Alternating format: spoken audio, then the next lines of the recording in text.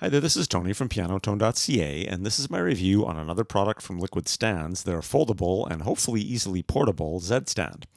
I reviewed their main Z Stand a while back, and I've been using it ever since, and it is absolutely fantastic. Sitting right here holding these two keyboards.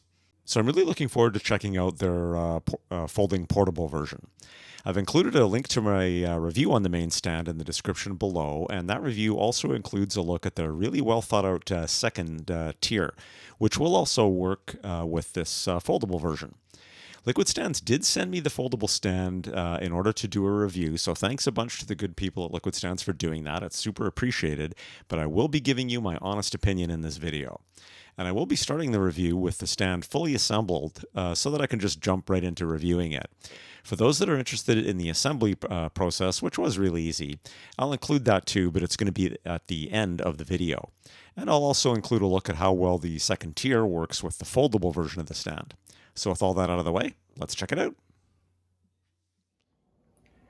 Okay, so there's the stand all assembled. That's at its lowest height actually, just so you can get it in the picture. This stand is fantastic, as with the other Liquid stand. Super strong and super steady. What's really cool about this one is, and the main point about having it being a portable stand, is that you can loosen the arms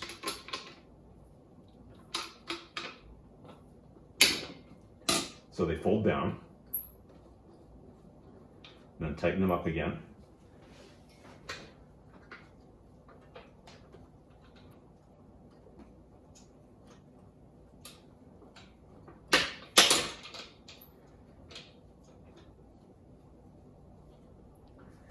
And then the legs fold together.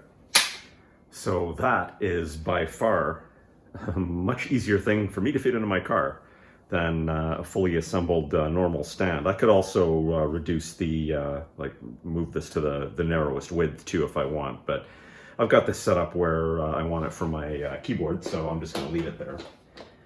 Now you will notice I do have the wheels installed. I don't usually put the wheels on a stand. These are nice rubber wheels and they do have a lock on them. But I like to play standing, and I wanted to get an extra inch or so of height, and these wheels actually add about an inch and a half, between an inch and a half and 2 inches to the height of the stand when I have it at its max height, and they lock in place. So that works out really well. And when you get to your show, you can just lift the arms back up and lock them back into place.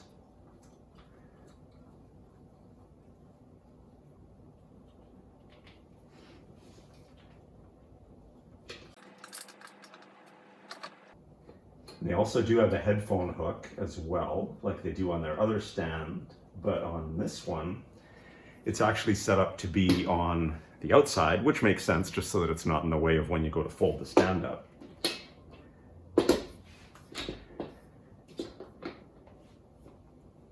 And if you didn't purchase the wheels, the stand does just come with your normal adjustable legs that you screw in and out. But I did get the wheels with it so that I could get that extra little bit of height. So just to demo the maximum height you can get. So that gives me a height of a little bit over 33 inches. Without the wheels, it was just a little over 31 inches. So that actually makes a big difference for me because I do like to play standing. And I've got the width currently set to be the perfect width for my Yamaha YC61, which is my main keyboard. And the reason the width actually matters for me with that is that the Yamaha actually has a couple little legs built in, little rubber legs on the bottom of the keyboard. So I just wanted that to line up, and I was lucky enough that there was a width on the Liquid stands that works for. So those are the little rubber feet.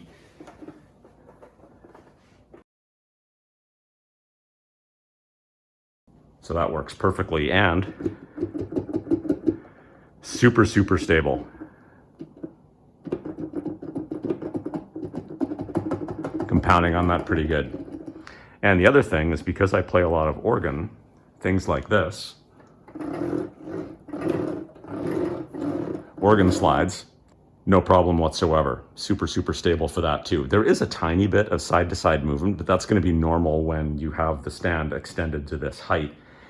But compared to one of my other stands that I used to use when I played live, it was to the point where when I tried to do a slide like that, it almost wasn't even doable because the keyboard would move so much.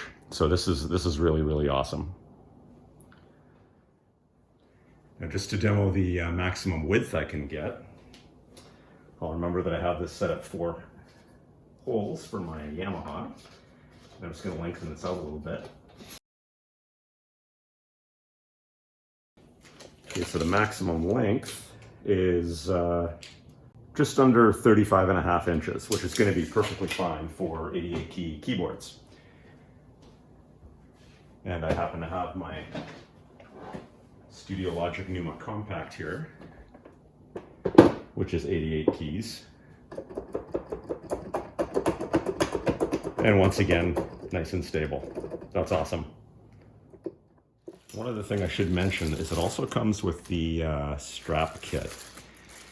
Some pianos, digital pianos and keyboards will have holes in the bottom of them that you can basically attach these straps to the stand and then attach it to the keyboard to keep it from getting knocked off the stand. I never use these, to be honest, but they are included if you wanted to use them. I'm not even going to bother hooking them up.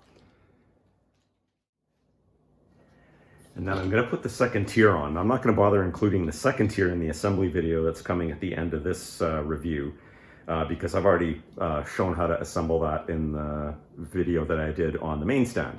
But I'm going to go ahead and just attach the second tier and just to see how that works with this, this version of the stand.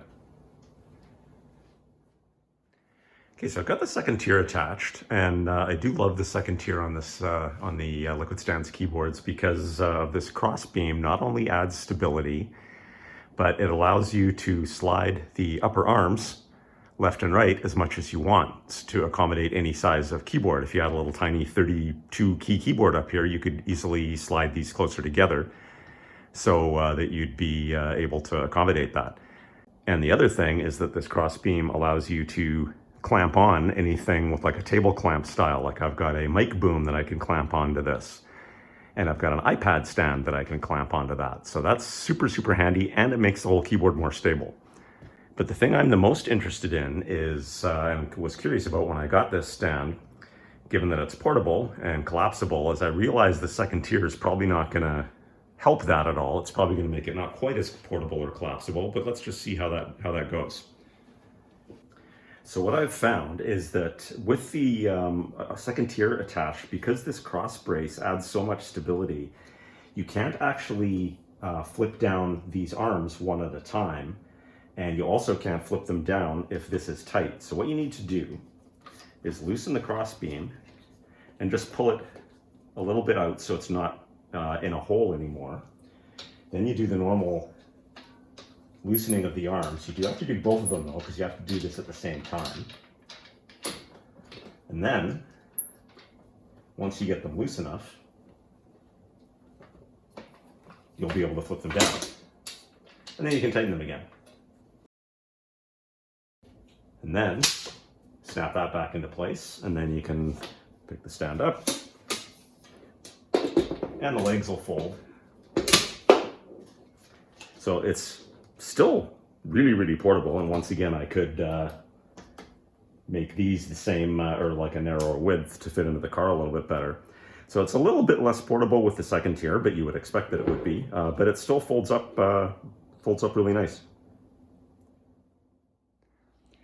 And that is going to be my new setup. This is my Roland A49 MIDI controller on top and the Yamaha YC61 on the bottom. So absolutely loving this this stand, super portable, and the second tier does make it a little bit less portable, but not as less portable as I would have thought. Still not that big a deal to fold it up, and it's going to take up way less room in my car than any other kind of Z stand. And super stable on both tiers.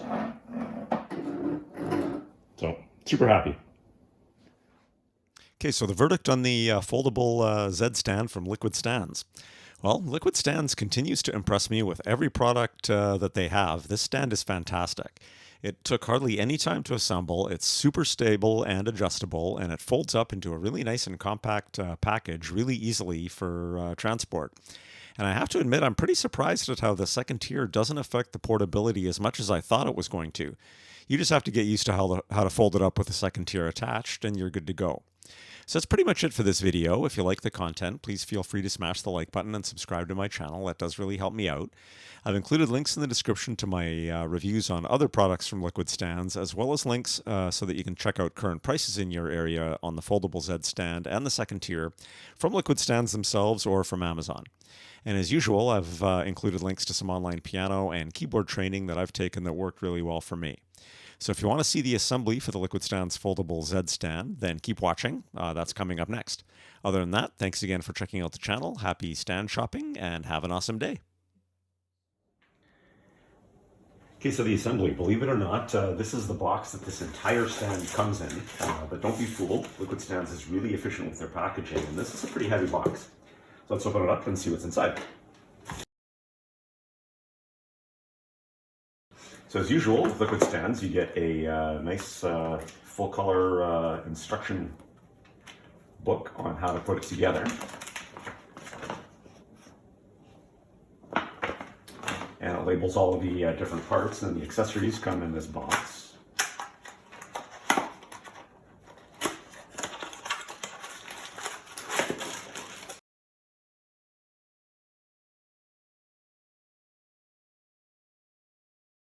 And with a lot of their products, they tend to include some stickers for you too.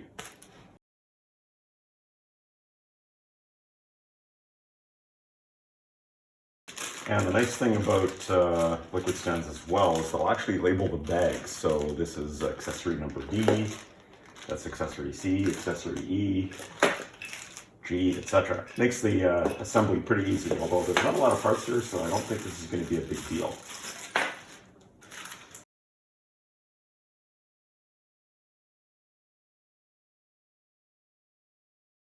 So you can see a lot of this is pre-assembled. Those are going to be the legs that fold out, and you just loosen this butterfly knob, and then that's going to be the stand to hold the keyboard, I'm assuming.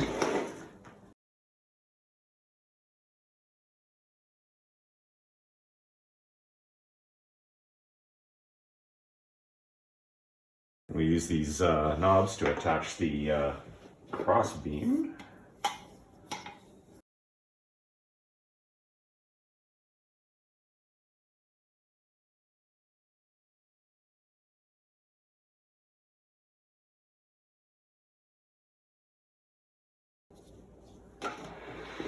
Then we install these pull knobs on both of the legs. This is going to allow us to adjust the height.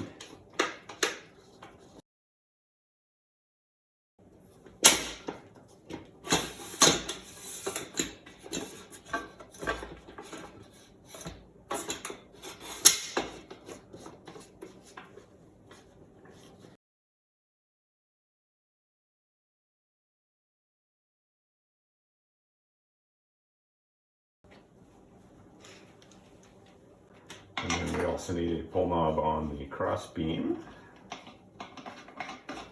So I can telescope this out to whatever width that I want.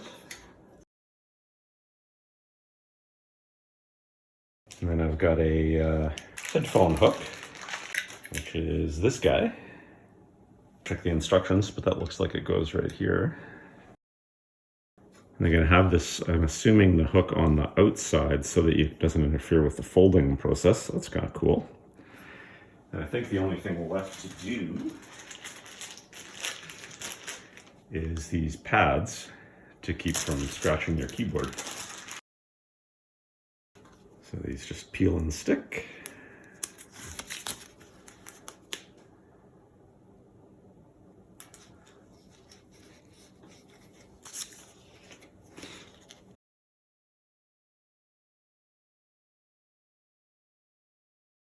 And there we go.